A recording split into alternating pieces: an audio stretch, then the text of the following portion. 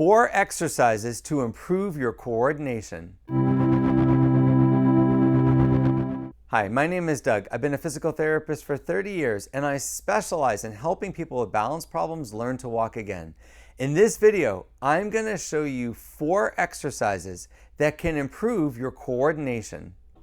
So we're going to do heel to toe walking. You want to grab the chair and you're just going to walk forward 3 steps, walking heel to toe, where your heel is touching your toe. Then turn around towards the chair and you're going to go 3 steps backward and then turn and come in the other direction 3 steps. You want to just keep repeating it. This is a 2-minute exercise, so if you feel tired at any point, you can sit down and rest. I'm going to try to do it for the full 2 minutes, and if you're feeling stronger, you can. So it's okay to touch the chair. Obviously, the goal of this is to do it without holding on completely. But in the beginning, when you're first learning it, you might really want to depend on the chair. My knees are also slightly bent, and I'm really putting one foot in front of the other. Now, the reason this exercise is so helpful is it's not only a really good balance challenge because your feet are closer together, so your base of support is smaller, but also you're improving your proprioception, your awareness of where your feet are, because as you tap one foot in front of the other, you have to kind of think about where your foot is in space. One of the things that makes balance decline as we get older is our ability to know where our foot is in space and on the ground goes down. And that proprioception is so important to having good coordinated movement.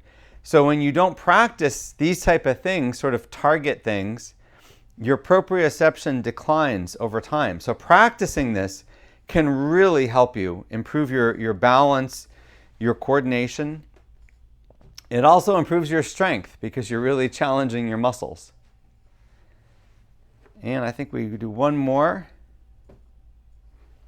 So now we're going to do something called tapping. You're going to take a towel or some type of target, put it in front of you. I've got my chair in front of me too, and I'm just going to tap right leg and then the left leg. Now, if your balance is pretty good, this is an excellent balance challenge. It also helps improve your weight shifting. And you don't have to hold on. So you want to try to do it as many times as you can in 2 minutes. You can go as fast as you want. And all I'm doing is I'm just tapping the towel in front of me. I'm not putting any pressure. If you're struggling, you can put one hand on this. It's still a pretty good balance challenge. But your goal is to try to let go as much as you can and do it for 2 minutes as many times as possible. If you need to sit down and rest at any point, you can. If you're struggling with this, if you can't get your foot forward, most likely you're not shifting your weight. So you want to always shift your weight as much as you can onto the leg you're standing on, which is quite a bit. You know, when a normal person, when they shift their weight, it's about a 7-inch movement in their body. Their body is shifting over about 7 inches right to left. So you do want to really shift a lot. And if you can't do it, that's probably why, is you're not shifting. You can even hold onto the chair to allow yourself to get enough of a weight shift to do this properly. And you want to just keep going as many times as you can for the 2 minutes. But it can be tiring to do this. And if you want to stop at any point and sit down at any point, that's fine. The more times you do it, the more benefit you'll get from it. If it's a struggle, I would say try to do it every single day until it becomes easier. A lot of people that are shuffling or having trouble with their walking, when I have them practice this, it really helps improve their walking ability. Their coordination improves and they walk more normally. So we're going to practice backwards walking. You want to grab the chair, you want to turn in one direction, and then you're just trying to take 1, 2, 3 steps in one direction, then turn around and then do 3 steps in the other direction. The goal of this is to do it without holding the chair. We're going to be doing this for 2 minutes. So at any point, if you're tired, you can sit down on the other chair. You want to lift your feet up and really put your foot back behind you. Don't shuffle back. That's the tendency for a lot of people, is when they do this, they're afraid, so they shuffle backwards. Backwards walking is one of the best ways to improve your balance. There's been a lot of studies on this. And the reason that it's a good way to improve your balance is when you're practicing walking backwards, your brain knows that you know how to walk forward. So practicing it backwards is a way of improving that skill. Anytime you reverse a skill, the brain has to work a lot harder to do that. It's kind of like saying the alphabet backwards versus forward. And they find that it actually makes the skill of walking forward better. It improves that skill. But also, because you can't see behind you, it's just a little bit more challenging. So anything that challenges your balance just makes it significantly better.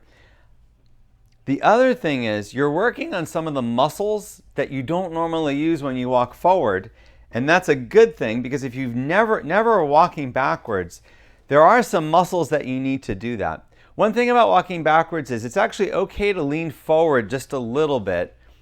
And I know people always say you should stand up as straight as you can at all times, but actually when you walk backwards, it's safer if you walk just a little bit pitched forward. And this is also something that you'll find during the course of your day that you're doing a lot, which is walking backwards. So practicing it can actually make that skill better and just makes it safer for you, and you'll feel more stable. So we're going to practice sidestepping over an object. I have a rolled up towel. I'm going to put it right in front of me. And what I'm going to do is grab the chair and then step sideways over it and then back to the other side. Now the goal of the exercise is to get your balance to the point where you can do this without holding on to the back of the chair. But in the beginning, if you need to hold the chair, you can. If this is too hard, you don't have to have an object to step over. You can just step sideways. The higher the object, the more the challenge. You could even pick something taller than a towel. I like to use a towel because just in case I misstep, I'm not going to fall over. I can definitely step on the towel. Now this exercise definitely improves the strength in your hip abductors. The higher the object you're stepping over, the more the muscle resistance that there is. But also, it really helps you practice a maneuver that we know can help people prevent falls. If you never practice stepping sideways and you only really walk forward in your home, sideways stepping can be a big challenge. I know patients that tell me they haven't stepped sideways in years. So when they actually have to do it to avoid a fall, it's really difficult. It's hard to do something you haven't done in a while. But if you practice it all the time, it becomes really easy to do. And then if you need to do that, you'll have no trouble stepping sideways. That's why I always tell people to improve their forward walking, they really do need to practice walking backwards and sideways. Because even if they tell me they never have to do that, being able to do that makes you feel more secure and more confident in your walking, because you know you can do it if you need to. Just a few more here. And you can grab on, if you ever need to, onto the back of the chair. I hope you found this video helpful. Click the subscribe button if you want to see more videos like this.